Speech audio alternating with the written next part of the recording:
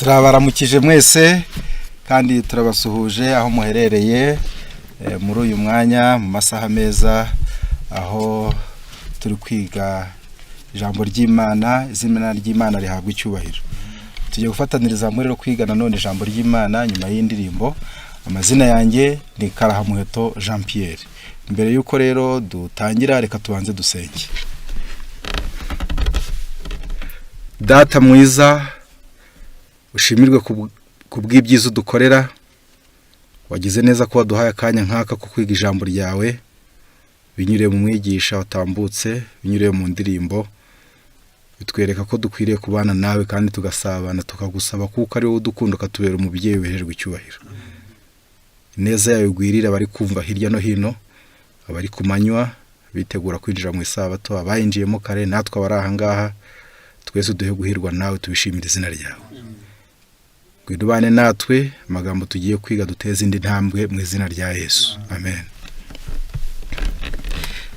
Turaramukanije mu izina rya Yesu. Tugiye gufataniriza hamwe kwiga ijambo ry'Imana, ndetse ni mu mwanya bitewe na gahunda zihari kugeza ku masaha ya saa 3 niba ntibeshye. Ni mu mwanya uraburinganiye wo turi buze gufataniriza hamwe twese. Tugiye kurebera hamwe rero ijambo ritubwira ngo impamvu zifatika zidutera kuruhuka isabato no kuyeza. Impamvu zifatika zidutera kuruhuka isabato no kuyeza.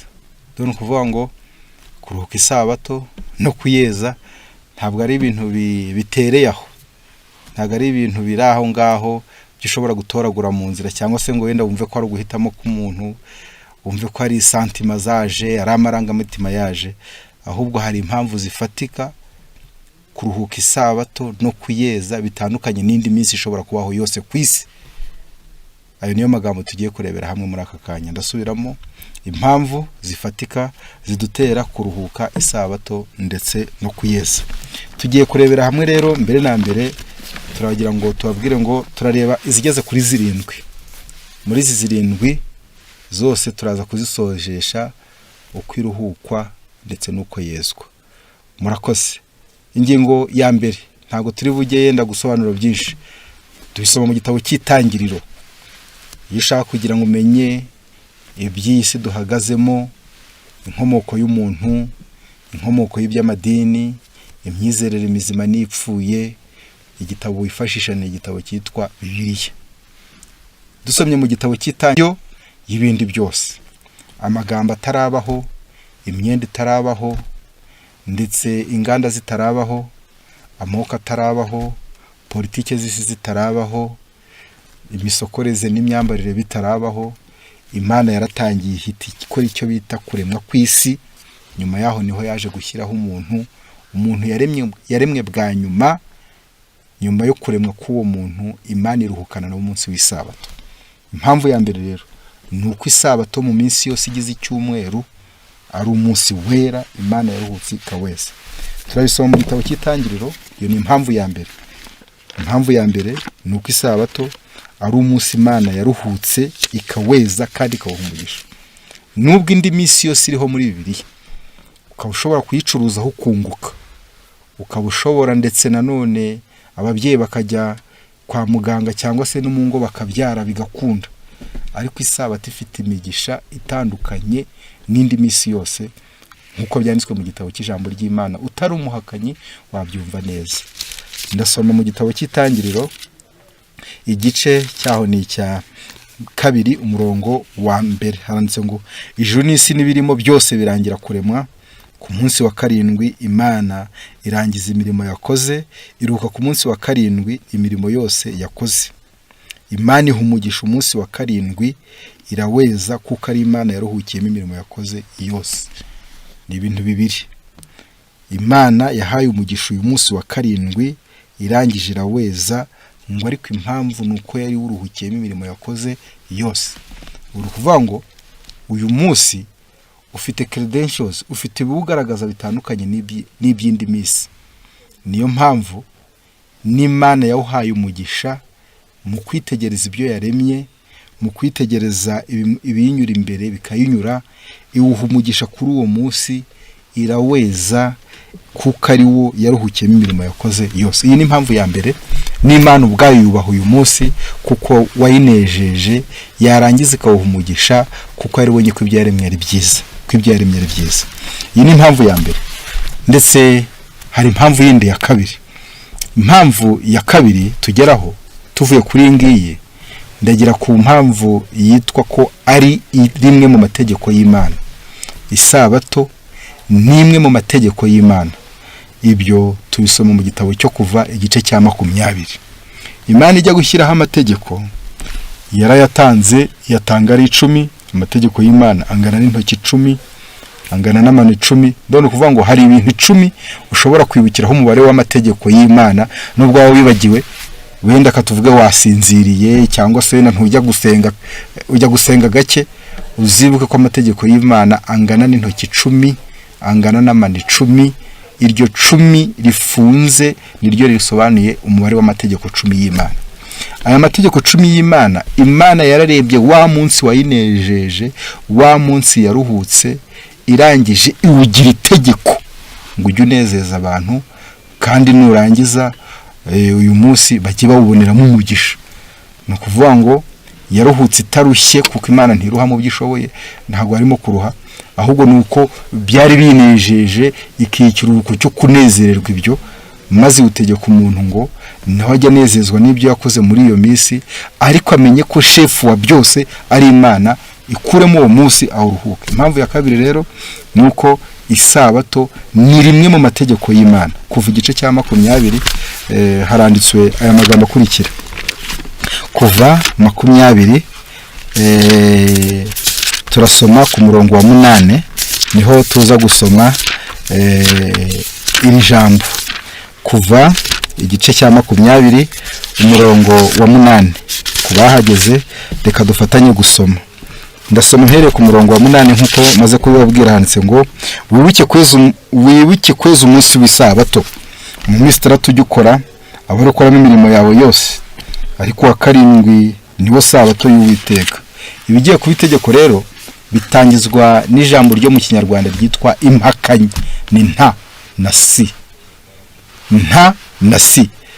Iyi nta aho uzajya uyumva urabujijwe. Duhere mu tangiriro. Ibiti byose bibe muri ngo biwemererwa kubiryaho, ariko igiti kimenyekanisha ikibi n'ikiza ntuzakiryaho, ntuzakiryaho. Iyo nta igaragaza impakanye, kuguhakanira, igaragaza gutegeka. None hano handitse ngo, nuko hano handitse ngo umurongo wa 8 niho nari nkiri, ntukagire umurimo wose uwukoraho. Icyo ni cyambere cy'ubujijwe. Wowe ubwawe cyangwa umuhungu wawe cyangwa umukobwa wawe cyangwa umugaragu wawe cyangwa umuja wawe cyangwa itungo ryawe cyangwa umunyamahanga uri iwanyu, kuko iminsi 3 ari wo munsi Uwiteka Imana yaremye ijuru n'isi n'inyanja n'ibirimo byose, ikaruhuka ku munsi wa 7. Nicyo gituma Uwiteka aha umugisha umunsi w'isabato akaweza. Ubona kuvuga ngo bongeye kugaruka muri rya jambo ryo mutangirira. Uwiteka rero mu guha uyu mugisha isabato, hari ibyo yabujije bishobora kwanduza. Iyo bavuze kweza, ni ugukora ibinyuranye n'amategeko y'ikintu.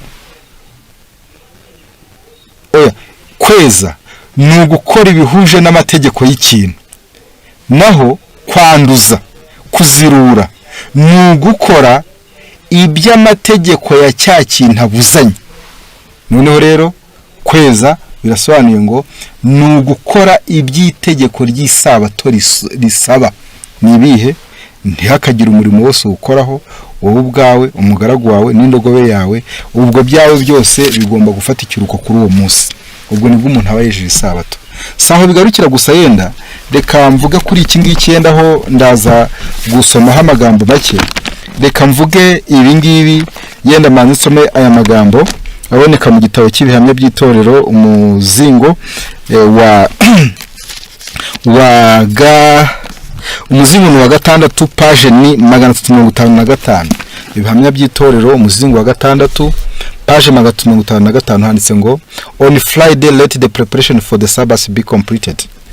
Kuwa nyuma reka imyiteguro yose y'isabato ibe yarangiye. See that all the clothing is readiness. murebe nimba imyenda yose iri tayari itunganijwe neza, and that all the cooking is done, kandi ko ibyo kurya byarangije gutekwa. Let the boots be blacked and the bath be taken. Reka inkweto zibe zarangije guterwa umuti kandi abantu barangije kwiyuhagira. It is possible to do this. Birashoboka ko abantu bakora ibi. If you make it a rule, you can do it. Nimuramuka mubigize itegeko, muzabishobora, muzabikora. The Sabbath is not to be given to the repairing of garments. Isabato ntiyashyiriweho kugira ngo abantu cyangwa se abantu ntibayihawe ngo bajye bayisaniraho imyenda, kwibuka igipesi cyacitse, kwibuka gushyira umweko cyangwa se umushumi mu mushanana cyangwa se mu ngutiya, ntabwo ibyo byemewe. Kwibuka nanone aho imashini yavuye ukayisubizaho, ntabwo ibyo byemewe kuri uwo munsi w'isabato. Hepfo hati to the cooking of food, guteka ibyo kurya ku isabato nabyo ntibyemewe. To the pleasure seeking, cyangwa se kwishakira ibinezeza, or to any other worldly employment, cyangwa se kandi kaza kari ko kose. Before the setting of the sun, mbere yuko izuba rirenga, let all secular work be laid aside, reka imirimo yose ibe yashyizwe ku ruhande, and all secular papers be put out of sight, kandi n'impapuro zose zivuga iby'isi zibe zashyizwe aho abantu batareba. Reka mpere no kuri ibi, hari n'ingo nazo ubwazo zifite amazu ataruhuka isabato, ariko si n'amazu ahubwo nabo ubwabo kuko bayarimo barajyanirana. Hari amazu uzasanga ibimanitse aho ngaho ku nkuta ari inkuru za politiki zose ku nkuta naho abazengurutse, ubireba byonyine bihita biguhindura icyerekezo.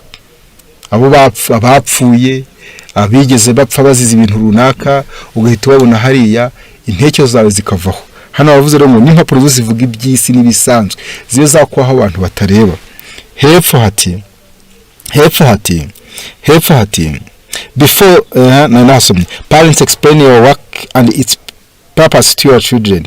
Babyeyi nimusobanurira abana banyu umurimo wanyu n'umugambi wanyu, and let them share your preparation to keep the Sabbath according to the commandment.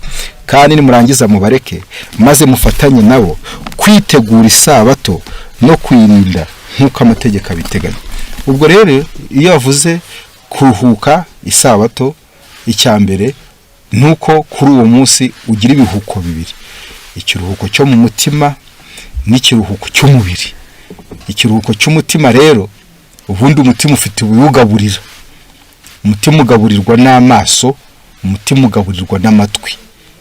Nibyo umutima kandi ushobora kugaburirwa n'intoki nako n'uruhu. Umutima ushobora kugaburirwa nanone n'akanwa. Umutima kandi ushobora kongera kugaburirwa n'izuru. Impamvu mbivuze nuko hari umuntu ugera ahantu yarangiza akabwira abantu ko ibyo kurya byabo biketse nubwo bishiririye, nubwo bataba bamubwiye ko batetse. Ubu batekera kuri gazi ikajya mu cyumba, akababwira mwicaye muri salo ngo ntimwabimubwiye, ati ariko birashiriye. Ni ukuvuga ngo bivuye hehe? Ntago bivuye mu zuru, izuru ntiryavuze, ahubwo havuze umunwa, ariko icyatekereje kikamenya ibyo ari byo. Gutandukanya impumuro ni izuru ryinjiza ahangaha, kandi umutima uvuga ahangaha nubwo abantu twese tujya tubisobanura, ntago ari umutima utera amaraso, ahubwo ni intekerezo. Kubw'ibyo rero iyo turebye turinjiza tukagaburira intekerezo, twakumva tukagaburira intekerezo. Ibi byonyine nibyo bikwiriye kurindwa kuri uyu munsi, n'intekerezo zacu zararagira zitanarebye abantu bakazigarura. Ubwo nibwo abantu baba bahuje na ririya tegeko. Iriya ni impamvu ya kabiri, yenda reka mpave turongera kuhagaruka mu kanya. Impamvu ya gatatu ifatika idutera kuruhuka isabato no kuyeza. Impamvu ya gatatu ni isezerano. Ni isezerano. Rero ni ukuvuga ngo abantu iyo bagiye gusezerana ku murenge cyangwa bagiye kwa noteri, baba ari babiri barangiza bagasinya. Imana yarasezeranye, isezerano na mwene muntu kugira ngo amenye ko ari Uwiteka Imana ye n'abantu bayo, ibashyireho kashi bamenye ko ari abayo, nabo bagirana isezerano yo ngo ubu turasezeranye ducanye kunda. Yashyizeho isabato nk'isezerano. Byanditswe mu gitabo cyo Guteka kwa kabiri ndetse no muri Ezekiel naho turaza kuhasoma, ntabwo turi butinde. turebe n'ingaruka zo kwicira isezerano naho byagejeje iyi si. Ngaho reka turebere hamwe gutegeka kwa kabiri igice cya 31 umurongo waho 18 haranditswe aya magambo akurikira twese tugiye gufataniriza hamwe gusoma. 31 gutegeka kwa kabiri 31 ego handitswe aya magambo ngiye gusoma. Nihangane haranditse gutegeka kwa kabiri ko ari isezerano ridakuka Imana igirana n'ubwoko bwayo. Reka nyerebe ndabona ntinze kuyabona ndumva ari gutegeka kwa kabiri ariko nibeshye. Ni isezerano ridakuka hagati yanjye namwe. 31 umurongo wa 14 gutegeka kwa kabiri ndabona ntinze kuribona. Reka dusome muri Ezekiyeli ndahagaruka kuva nibeshye igitabo ndabarire 31:16 haranditswe hagira hatya ati kuva 31 nibeshye igitabo umurongo wa 16 nuko Abisirayeli baziririza isabato bajye bayitondera mu bihe byabo byose ibisezerano ridakuka. Umurongo wa 17 ni ikimenyetso cy'iteka ryose hagati yanjye n'Abisirayeli kuko iminsi atari y'Uwiteka yaremye mu ijuru n'isi kuwa karindwi akarorera karuhuka. Ubwo kuvuga ngo isezerano ni ikimenyetso kigiye kujya hagati y'Imana n'Abisirayeli. Isirayeli rero ntikiri yayindi kuko abaremu ni Yudaya ukageza ku mpera y'isi. Impera y'isi cyo babajyaniye nicyo cyafashe turasenga natwe tukavuga ngo Mana ya Aburahamu na Isaka na Yakobo. Yakobo niwe Isirayeli rero. Iyo ndiyo Mana yacu niyo dusenga dufite ruhare kuko byasohoje isezerano rivuga ngo urubyaro rwa Aburahamu ruzanga n'umusenyi wo ku nyanja n'inyenyeri zo mu ijuru zo mu kirere. Kubw'ibyo rero iri sezerano ni iryacu kimwe n'abandi bose kuko isabato ni y'Imana. Abayuda batarabaho isabato yari iriho. Nibyo sibyo? Nibyo. Aburahamu atarabaho isabato yari iriho. Adamu ataragira umwana ngo biyitirire ngo abakani biyitirire abadani biyitirire n'abandi isabato yari iriho yarayiruhuza. Kubw'iyo mpamvu rero isabato ni Imana yayihaye mwene muntu n'abamukomokaho kugira ngo bazakomeza kubindahemuka ku Mana bayigumeho. Cyokoze mu gitabo cyitwa abakurambere n'abahanuzi ndaza gusoma mwenda mu magambo makeya hatubwira ko ngo abakomeje kubindahemuka ku Mana ari rwo rubyaro rwa Seti ngo rwakomeje kuruhuka isabato ngo naho bene Kayini ngo baragiye bitoraniriza umunsi bashaka ngo kandi bakazajya bakora iminsi bashaka bakaruhuka umunsi bashaka. Ibitekerezo bya bene Kayini none uyu munsi biracyakora. Ni ibihe? Ni bivuga ngo ukoze. Hari umuntu umwe nigeze guhura nawe arambwira ati se wowe uruhuka ryari? Ati nduhuka iyo ndushye. None kuvuga ngo aramutse atarushye byo ntiyazigera ruhuka byiteka ryose. Ibyo kumubwira iby'Imana biba kuwa mbere ngo ubwo arushye kuwa mbere uwo munsi yaruhuka. Arushye kuwa kabiri yaruhuka. Ubundi akavuga ati iyo ndushye nijoro niho nduhuka. Ubwo isabato ye ni nijoro asinziriye. Ariko ntatekereze ujya mubashisha gusinzira kandi agakora ku mitsi yumva kongera akabyuka. Kubw'ibyo birakwiriye ko twebwe tumenya Imana. Hano hatubwiye rero ngo ni isezerano ridakuka. Isezerano ridakuka ni isezerano ry'ibihe byose ritagira ikirisimbura rizahora. Ezekiyeli 20:20. Reka tuhagere kugira ngo tuze gufatanya amasomo maze turebe ingaruka zo kwicira isezerano. Turi ku mpamvu ya gatatu bivuga ko ari isezerano. Ezekiyeli 20 umurongo wa 20 handitswe aya magambo akurikira. Haranditswe hagira hatya hati kandi n'umurongo wa 12 maze mbaha amasabato yanjye ngo abe ikimenyetso hagati yanjye nabo kugira ngo bamenye yuko ari njye Uwiteka ubeza. Cyo bibereho ni Uwiteka ari utweza. Ezekiyeli 20:20 naho hati kandi mujye mweza amasabato yanjye nubwo wabivuga mu kanwa ikimenyetso kibihamya n'isabato udaciye ku ruhande. Abazi Uwiteka mbese nukuvuga ngo abamaze kuva muri baby class handi yo bita muri garden hatabarwa cyokoze ubu ngubu hasigaye habarwa hari igihe kizagera umuntu ajya bavuga ati gardienne yawe wayize kugira ngo tukwemere kuba admitted mu wa mbere. Ariko ni kuvuga ngo muri gardienne ubundi kera twahitaga ngo ni mu bavumba, niko bahitaga, wajyaga kwiga bakakwemerera yenda kuko wakunze ishuri ariko utabarwa ukazajya ukurikira abandi. Ni kuvuga ngo kugira ngo ubarwe nk'urubyaro ko wamenye Uwiteka nuko wamenye isabato. Impamvu iri sezerano ratubwiye ngo kandi mujye mweza amasabato yanjye bikimenyetso hagati yanjye namwe kugira ngo umenye yuko ndi Uwiteka Imana yanyu. Kugira ngo umenye Uwiteka ko ari Imana yawe, icyambere no kweza isabato. Impamvu amahanga yose ariho asenga ibigirwamana ntiwamenye umunsi basenga. Ubuhinde bwuzuye ibigirwamana n'ibihindi byinshi, Ubushinwa nabwo nuko, kandi abo babiri bonyine ibyo bihugu bibiri byonyine bigize hafi kimwe cya gatatu kirarenze. Iyi si tuwe na miliyari 8, ariko bo ubwabo bafite miliyari 2 na miliyoni 900. Ni ukuvuga ngo bafite kimwe cya gatatu cy'abaturage batuye hano kuri iyi si kinarenga, ariko ibyo bazi n'ibyo basenga n'iminsi basengeraho byose binyuranye n'iki ngiki. Cyokoze hari umugabo hano hirya nawe witwa Bishaka muri Uganda, wafite idini ye, ariko ntabwo mperuka no kumenya amakuru nimba kiriho simbisi. Yari yaravuze ngo ni nyir'ubushobozi ruhango ubusobozi wa mahi, ngo ni Imana nyir'ubushobozi umutware w'ingabo, niko yitwaga uwo Bishaka. Hano muri Uganda baramuzi. Igihe twabagayo cyane twahuraga n'abayoboke be, maze bakambara amakanzu yera, maze kugira ngo bamenye ko ari ababishaka, bagaterana ku tariki ya 2, bagaterana ku tariki ya 12 na 22, batitaye ko ari ku isabato cyangwa ku cyumweru cyangwa ku wa mbere. Aho niho hagaragara ngo aba nababisaka. Cyokoze yari yaranditse ku modoka ye ngo barikenga ikokere, arongera yandika ku rundi ruhande ngo barikenga dihi, ngo bazasobanukirwa inkoko yabitse, ngo kandi mbesi bazasobanukirwa ryari, barikenga dihi.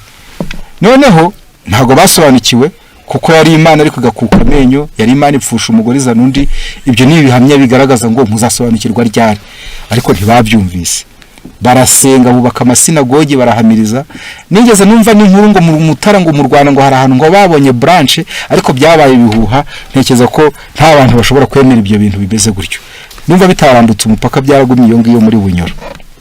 Ngana imbere rero ndashaka kugira ngo nsobanure iri jambo rivuga ngo Uwiteka, kugira ngo abantu babamenye muri iyi si abibigirwamana bafite ku byabategetse. Hariho nabo ubugaturika bwategetse, ibyo tubivugiye ndabisobanukirwa kuko iby'Imana itegeka n'abandi barategeka. Hari abo Ubuyisilamu bwategetse, hariho nabo ubunyabingi bwategetse. Reka mbivuge Nyabingi mu Ndorwa nayo yaruhukaga kuwaga, amateraniro yabo nukubandwa, amateraniro nukubandwa, gusenga kwabo no guterekera. Nabo babandwaga bagaterekera, ubwo amateraniro no kubandwa ubwo hamwe no guterana hari no gusenga. Babandwaga bagaterekera kuwa gatanu wa sabato, ubwo nabo bagasenga bagaterekera, nimba ari gusenga nabo no gukora ubusa. Ibyo byose rero bigaragaza icyo wumvira icyari cyo. Kubw'ibyo ku mpamvu ya gatatu reka tubabwire ngo isabato ni isezerano ry'Imana rigaragaza abantu bayo n'isano bafitanye. Aho ndahavuye kwicira isezerano byagize ingaruka zikomeye hano kuri iyi si. Niyo mpamvu bamwe twabaye impfunya, abandi bararwaye, ibintu bitikurira mu mugongo, abandi baraburagijwe, impfu zabaye myinshi, ibyago biratera iburyo n'ibumoso, bitewe nuko abantu bishe isezerano ridakuka. Namaze gusoma isambo rivuga ngo iri jambo reka disubiremo rimuteye kwa 2 ngo ni isezerano ridakuka. Ngaho dusomeye Yesaya 24 umurongo wa 5. Ngaho munda hafi Yesaya 24 ku murongo wa 5. Turaza gusoma yena tunahereye no hejuru, tutubwira aya magambo akurikira. Dufatanye kugira ngo tuze gusoma kandi tujyanirane. Ntabwo ndi bwigishe ibigoranye kumva, ahubwo turigisha ibisobanutse mu kumva. Yesaya 24 haranditse ngo mpere ku murongo wa 5, haranditse ngo igihugu kirarira kandi kibaye umuhonge, isi icitse intege ibaye umuhonge, abanyacyubahiro b'isi bacitse intege, kandi isi ihumanijwe n'abaturage bayo, kuko bishe amategeko bagahindura ibyategetswe, bakica isezerano ridakuka. Ngenda tanga urugero rumwe gusa. Muri ibi ibihugu byinshi tugira kirima zitandukanye, ariko ibihugu byinshi bigira kirima mbi. Ndetse no muri iki gihugu hano mu Rwanda naho hari aho usanga hari kirima mbi, ugasanga ubushyuhe bwazamutse bikajya kuri 38, aho wenda ni mu Rwanda habigiye bihageze 37, ariko hari ibihugu ubushyuhe buzamuka bukagera kuri 46, 45. Ubu bushyuhe burenze ubw'umubiri kuri 38 buba ari ubushyuhe bukomeye, umuntu yiganyira ukicara bikango, ukajya hanze nijoro karara hejuru nko mu Buhinde bakarara hejuru y'amayetaje bikanga, bagashya bakanywa amazi bikanga. Ni ikigaragaza guhumana ku isi. Imyuzure yazigatsembaho, urubura rwaza ku mugabane w'Uburayi na Amerika narwo rukica byinshi, abantu bakaba mu nzu bakanyerera bakagubwa nabi. Ni uguhumana ku isi. Nubwo abantu babimenyera, nubwo abantu bashaka ibyuma bimwe bigashyushya ibindi bigakonjesha mu nzu, bagashaka za AC niyo za Congo Brazzaville na zahe hose bagashaka ibyo byose, nubwo babishaka ntago wabishaka mu gendo nabyitwikiriye, byanga byakundura nasohoka, izuba rikakwica, ubukonje bukakwica, ukamenya ko isi yahuye n'akaga. None hano banditse ngo igihugu kirarira kandi kibaye umuhonge, isi icitse intege ibaye umuhonge, abanyacyubahiro b'isi bacitse intege, kandi isi ihumanijwe n'abaturage bayo, kuko bishe amategeko bagahindura ibyategetswe, bakica isezerano ridakuka. Mu byo banishe harimo n'isabato. Hepfo hati nicyo gituma umuvumo utsemba isi n'abayibamo bagatsindwa n'urubanza, nicyo gituma abaturage b'isi batwikwa hagasigara bake. Ubu nubwo tubona hariho abantu, ariko hariho bake cyane. Niyo mpamvu muri biri hatubwira ngo iyabo Uwiteka atadusigiye igice gito cy'abantu barokotse, tuba twarabaye nk'Isodoma tukamera nk'Igomora. Ni ukuvuga ngo hariho bake barokotse batuma isi itagwa mu kaga. Reka negere imbere tujye ku ngingo ya 4. Impamvu ya 4, umutwe w'amagambo aratubwira ngo impamvu zifatika zidutera kuruhuka isabato no kuyeza. Impamvu ya 4 niho munsi w'umwami. Nubwo hariho iminsi myinshi, ariko niwo munsi w'umwami Yohana yavuze mu gitabo cy'ibyahishuwe igice cya 1 umurongo wa 10. Yahaherewe ibyahishuwe kuri uwo munsi, niwo yaherewemo igitabo cy'ibyahishuwe kidusobanurira ibijyaniranye n'akaga kagomba kuzabaho. Bimwe tubihagazemo, ibindi byaratambutse, ibindi biri imbere turabitegereje. Ibyahishuwe igice cya 1 umurongo wa 10 haranditse ngo ku munsi w'umwami wacu nari ndi mu mwuka, inyuma yanjye numva ijwi rirenga nk'iry'impanda rivuga riti, icyo ubona ucyandike mu gitabo, ucyohereza amatorero 7 ari muri Efeso, Isimuruna n'i Perugamo n'i Tuwatira n'i Sarudi n'i Filadelfiya n'i Lawodikiya. Uyu munsi w'umwami Yohana yarariho, na niwo Yesu yavuze nanone ngo umwana w'umuntu niwe mwami w'isabato. Noneho rero iyo umwami avuze ngo ni umunsi wanjye, nundi akavuga undi munsi we, ibyo ngibyo bicanga mwene muntu. Mu gitabo cyitwa Biblioteka Kanonika ku rupapuro rwa cy'Abagatolika ku rupapuro rwa 326 haranditse ngo we celebrate Sunday instead of Saturday. Turuhuka ku cyumweru umwanya wo kuruhuka ku sabato, because the Catholic Church has changed the sacredness of Saturday to Sunday. Bitewe n'uko itorero Gatolika ryahinduye ukwera kw'isabato rikaguterura kagutereka ku cyumweru. Ngo mu nama yaberaho bitira Odosiya mu mwaka wa 328 muri cyo gitabo niko handitse. Kubw'iyo mpamvu rero uyu munsi w'umwami ntuhinduka, kuko mu gitabo cya Matayo igice cya 5 umurongo wa 17 hatubwira ko ijuru n'isi bizavaho, ariko amategeko y'Imana atazavaho n'inyuguti n'imwe. Kubw'ibyo mu mpamvu zifatika zitera kuruhuka isabato nuko ari n'umunsi w'umwami, ni ikirango cy'umwami. Noneho isabato nanone nk'ingingo ya 5 yindi ifatika iri mu bwami bw'Imana. Ni kuvuga ngo mu bwami Imana iyoboye, mu bwami Yesu na se bayoboye, muri items zigize bwa bwami, mu ngingo zigize ubwami harimo n'isabato. None kuvuga ngo haba igihe kiyoboye, reka yenda ntange nk'urugero, ubwami bwa Babuloni bwari buyoboye intara 120, intara 120. Ubwami bumwe bwari bufite izina ryabwo n'ubundi bufite izina bwabo. Noneho umwami ubuyoboye akitwa umwami w'abami, empereur. Kubw'iyo mpamvu mu bwami Kristo ayoboye harimo n'ingingo y'Isabato akayibera umwami. Musome mu gitabo cya Luka igice cya 6 umurongo wa 5. Luka igice cya 6 umurongo wa 5 haranditswe aya magambo akurikira. Luka igice cya 6 umurongo wa 5. Kandi arababwira ati umwana w'umuntu ni umwami w'Isabato. Bisobanuye ngo Isabato ni umwami wayo, mu byayoboye nayirimo. Noneho gushyira ikintu mu bwami bwayo kaza ugasenga ariko hari ibyo wakuye mu bwami bwayo ni akaga. Ako kaga turagafite hano muri iyi si, aho abantu baba mu bwami ariko hari ibikoresho by'ubwami, hari n'ingingo z'ubwami bakuyemo bagashyira ku ruhande kandi bakayoboka bwa bwami. Yesu aravuga ati umwana w'umuntu ni umwami w'Isabato.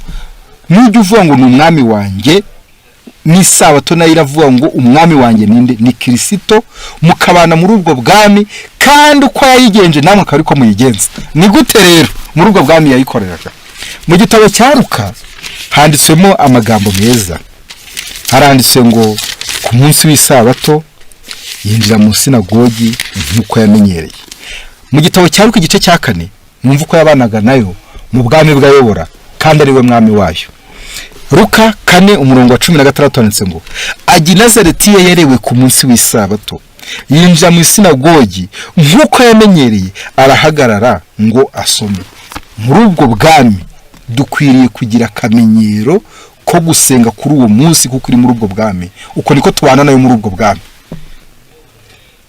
Aho reka mpave negere imbere. Haranasobanutse, harumvikana cyane. Kubana n'Isabato muri ubwo bwami akakubera umwami nawe akaba ari umwami wayo, ni uko ukora nk'uko yabanaga nayo mu bwami yayoboraga.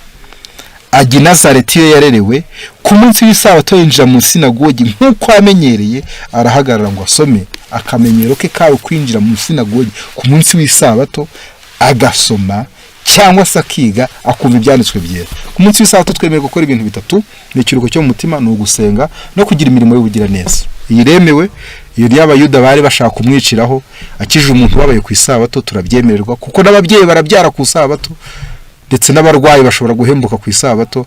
Nuko Imana ikora, yarabasubije ngo data arakora nanjye ndakora, imigezi iratemba ku Isabato, umwuka turawumeka ku Isabato, izuba rikarasa ku Isabato. Mbese ku Isabato umugisha y'Imana ivuyeho natwe twamukiramo, ntitwakongera no kubaho.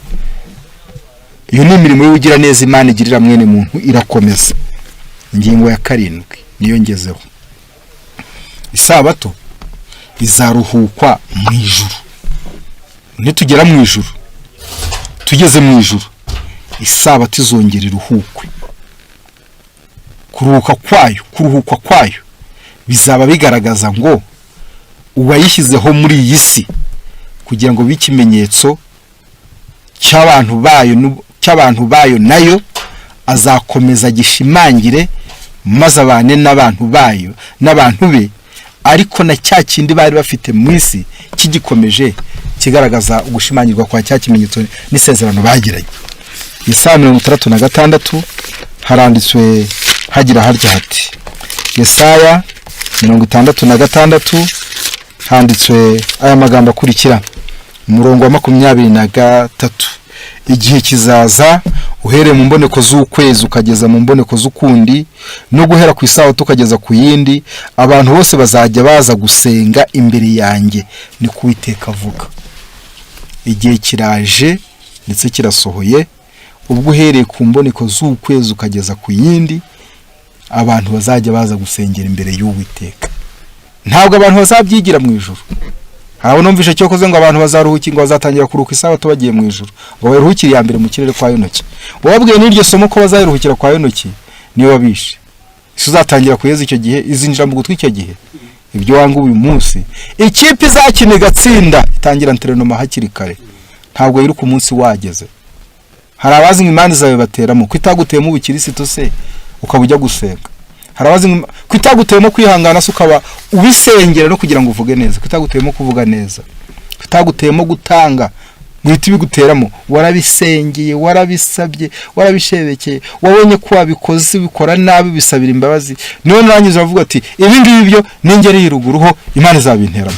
Kutirekuye ngo usambane uno n'imana izazi gufate ku ngufu ihiti gutera mu mutima wo gukomera maze unyurwe ntuzongere guca inyuma wo mwashakanye. Oya ahubwo warabishebekeye. Biravuga ngo uherekera kose ubwami bw'Imana buratwaranirwa intwarane zibigisha mu imbaraga. Ntago ari ibintu rero abantu bazafatira mu kirere. Oya aho ujya tuzafatira mu kirere ngo nuko tuzahindurwa mu kanya gato nkako guhumbya.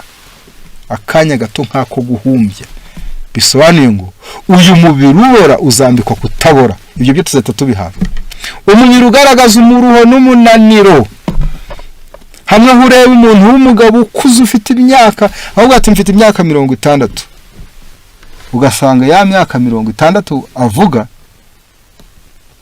oya nabwo mvuze myinshi ati mfite 30 wareba 30 bitewe n'imiruho nuko yabaye ukareba uruhara rugeze nkanga afite imyaka 30 ukareba imva afite imyaka 30 nawe bikakuyobera ukaba wamubarira wenda nka 60 ariko nayo ni nk'igicu. Urebye ko umuntu wa mbere wamaze imyaka myinshi yamaze imyaka 969. Hari naho njya nibaza nkabara imibare nkavuga ntese Enoki wamaze imyaka 500 imyaka senkisa ari umusore akabona kuzana umufasha. Murakoze cyane. Enoki Noah 500 Enoki 300 akabona kuzana umugore uyu witwa Noah afite 500. Muzasome 499 uyu niyo yari afite. Arongera n'indi myaka 300 Murukumva ko cyaba ari igihagararo n'ubuzima bw'ubutaraga ntibwari buhuje n'abiki gihe. Ngaho se muze w'imyaka 80 uhura na Enoki yifitiye 500 ari umusore ataranashyingirwa. Wamuhanura cyangwa yaguhanura. Iby'iki gihe byarazambye. Nimusoma Bibiliya tuzagira ubwenge. Burya twarashyigingiye. Kubw'ibyo rero niho naringarutse nitugera mu ijuru abantu bazahindurwa mu kanya gato nkako guhumbya. Iyi mibiri yashyigingiye imibabaro inzara ibitekerezo bigera hasi by'umuntu avuga ukumva ko ari hasi. Ibyo abazaba barakiriye Yesu azababarira abahanagura amarira ku maso yirengagiza intekerezo ngufa abantu bashobora kugira n'amafuti mu migirire. Reka mbere ku nk'urugero ngiye kubaho urugero.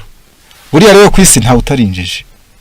Niba umuntu utarinjije oya ninjije n'umuswa. Reka ntandukanyijije n'umuswa. Turujyana hari kujijwa ushobora kujijwa. Ariko icyo nshaka kuvuga yenda reka nkivuge muri aya magambo. Ibyo utazi byose bibahijije. Ugakora amafuta utagambiriye.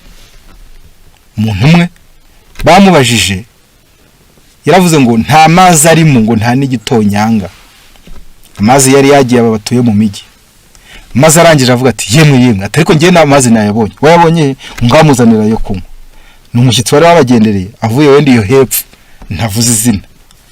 Arangije yikoza hirya afata karahure abagiye adaha yandi meza yo muri toilette amasigaramo hejuru. Batisu yakuye ati yakuye hari ati muri hasi ntiyarimo muri kira kibindi ntiyari hasigayemo makeya.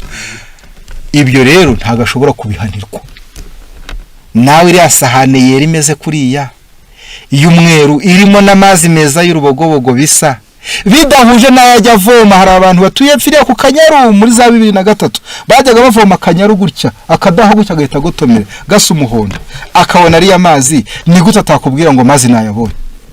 Rero uri murenganye nibwo yarabibonye.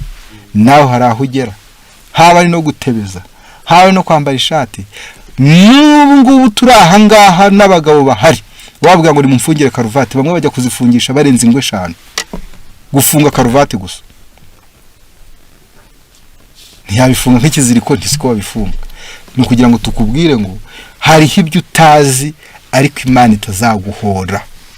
Turi kumwe hari bitewe n'iki naho warerewe, ariko bitari icyaha, ahubwo bitewe n'uko utabonye amahirwe yo kugenza gute yo kubisobanukirwa. Aho naringeze nuko birivuga ngo abagenzi naho baba baswa ntibazayoba iki inzira, tuzajyayo.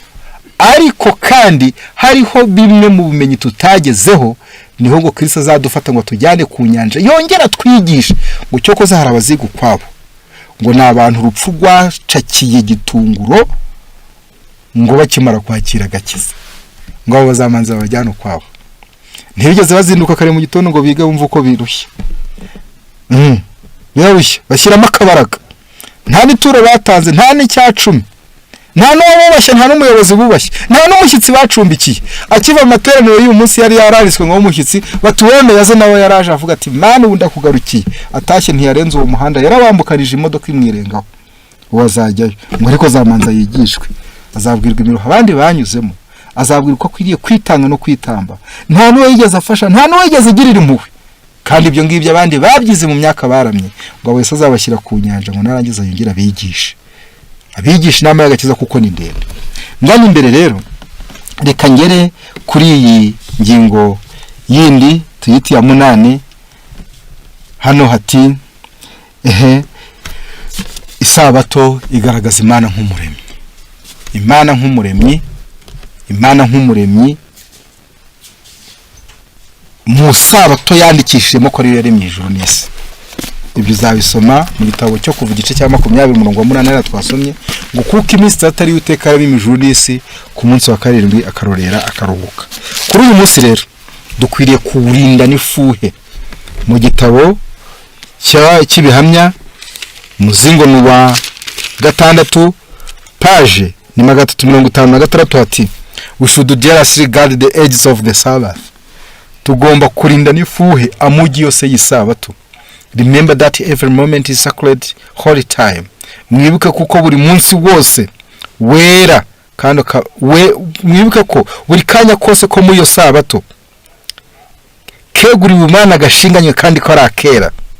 However it is possible, employers should give their workers the hours of Friday noon until the beginning of the Sabbath. Aho bishoboka abafite abakozi bakoresha bakwiriye ngo no guha abafite abakozi bakoresha ngo bakwiriye guha abakozi babo amasaha nyuma ya saa 6 mbere y'itangira ry'isabato, bakababwira ngo nimutahe turanayabahaye. Give them time for preparation, mubahagahe ko kwitegura, that they may welcome the Lord's day with quietness of mind. Mubahagahe ko kwitegura kugira ngo bashe guha ikaze umunsi w'umwami batuje mu bwenge. But such course will suffer no by such a course you will suffer no loss, even temporal things. Niba mukubikoze utyo nta nicyo uzahomba muri ubuzima busanzwe. Noneho before the Sabbath begins, mbere yuko isabato itangira, the mind as well as the body should be withdrawn from the worldly business.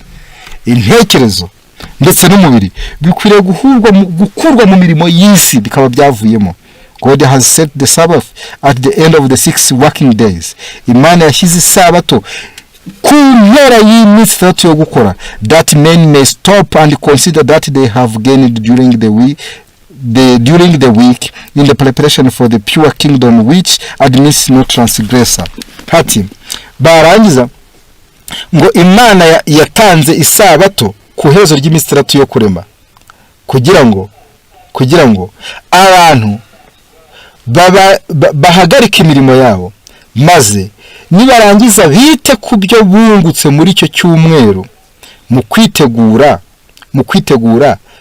kwitegura ubwami bwera butazemerera umunyabyaha wese ugucumura amategeko y'Imana kubwinjiramo. We should each Sabbath reckon with our souls to see whether the week that has ended has brought spiritual gain or loss. Hati dukwiriye buri sabato kwisubiramo tugatekereza mu mitima yacu niba mu cyumweru cyatambutse gishize cyaratuzaniye umugisha inyungu z'iby'umwuka cyangwa byaratuzaniye igihombo, ibyo nabyo tukabikora. Kubw'ibyo kuri uyu munsi ngo n'intekerezo zacu ntizikwiriye kujarajarira mu by'isi. Iminsi 3 bihagije, birashoboka ko byatarukiramo ngo ariko tuzabyirukana. Reka rero tutagiye kure tuzirikana aya magambo. Impamvu zifatika zidutera kuruhuka isabato no kuyeza, iya mbere ni umunsi Imana yaruhutse iraweza iwuha umugisha. Tangirira igice cya 2:1. Icya kabiri ni itegeko ry'Imana nk'uko byanditse mu mategeko 10 y'Imana, ni rimwe muri ayo ni itegeko rya 4 kuva igice cya 20:8. Icya gatatu ni isezerano hagati y'abantu b'Imana nayo, abandi bagira andi masezerano ariko abayo bagira isezerano ry'isabato. Ni gutegekwa kuva 31:18 na Ezekiel 20:8. Abica isezerano ridakuka iyo sabato yayo bazaniye isakaga, n'impamvu isakaga itazakavamo keretse umucunguzi aje agatabara be. Kane ni wo munsi w'umwami uvugwa mu byanditswe byera ibyashuye igice cya 1:10. Gatanu iri mu bwami bw'Imana, mu bwami Imana iyobora harimo n'isaba, garagaza ko Imana ari umuremyi. Niyo mpamvu mu rugamba ruheruka ruzibasiriye isi, mu rugamba ruheruka ruzibasiriye isi, isabato nizakorwaho cyane.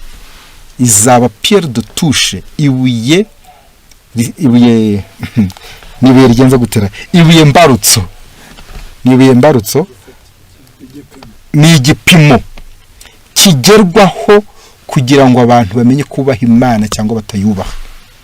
Ikindi mu ntambaro iheruka y'isi, isabato ifite umwanya ukomeye cyane kuko nizibasirwa n'amategeko y'isi niyazibasira.